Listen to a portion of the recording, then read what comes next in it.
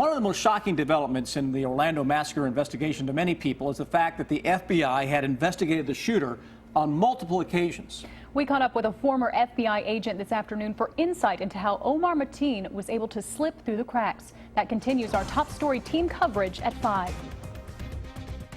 Clay Mason is a former FBI agent with real-life experience when it comes to dealing with domestic terrorism. For 5 years following 9/11, he supervised the Lexington agency, which contained a joint terrorism task force.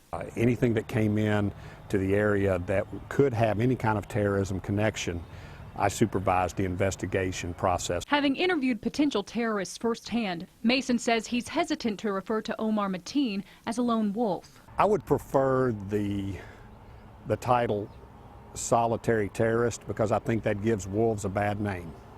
When he called the 911 dispatch center and professed allegiance to ISIS, at the very least, he was inspired by ISIS to do what he did. Over the last few days, it's come to light that Mateen had been investigated by the FBI.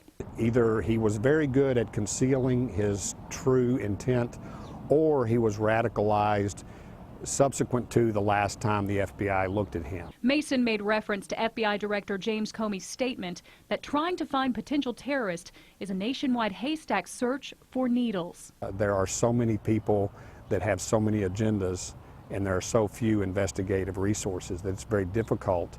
At this stage, I would have to take Director Comey's comments that he has not seen any evidence of the FBI making a mistake in investigating this young man in their previous encounters. Mason says the one thing we can and must learn from this situation is to remain aware and vigilant in the fight against terror, because unfortunately this probably won't be the last time history repeats itself. Mason also says if you find yourself in an active shooter situation, there are 3 things you should do. First, try to evacuate. Secondly, hide. And if those don't work, fight for your life.